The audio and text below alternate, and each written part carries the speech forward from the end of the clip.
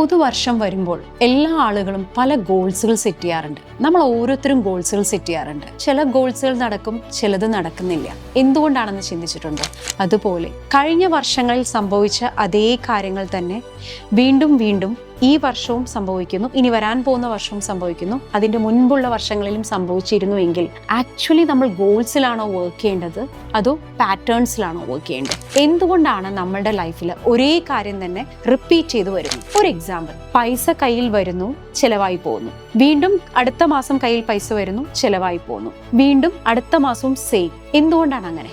ഇത് പാറ്റേൺസ് ആയി, നിങ്ങളുടെ ലൈഫിൽ ഇതൊരു പാറ്റേൺ ആയി മാറി എന്നുള്ളതാണ്. ചില ആളുകൾക്ക് ഹെൽത്ത് ഇഷ്യൂസ് ആവാം, റിപ്പീറ്റഡ് ആയിട്ട് ഒരേ ഹെൽത്ത് ഇഷ്യൂസ് തന്നെ എല്ലാ മാസങ്ങളിലും വരുന്നു, അല്ലെങ്കിൽ 2 മാസം കൂടുമ്പോഴും സെയിം കാര്യം തന്നെ റിപ്പീറ്റ് ചെയ്യുന്നു. എങ്കിൽ നിങ്ങൾ വർക്ക് ചെയ്യേണ്ടത് പാറ്റേണിലാണ്, ഗോൾസിലല്ല.